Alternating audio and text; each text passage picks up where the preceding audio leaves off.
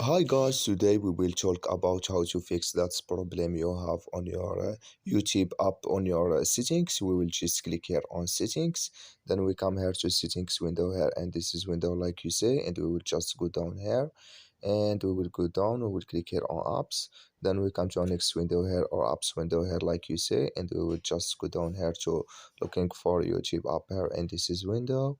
We will just go down and we will keep going, and we will click here on YouTube app, then we come to this is window here or app info. We will click here on for stop, then we will click here on OK, and we will just go down. We will click here on storage, then we come to storage window here like you say. We will click here on clear cache, then we will click here on clear data, and you just turn off your phone and turn on it, and it's going to work with you.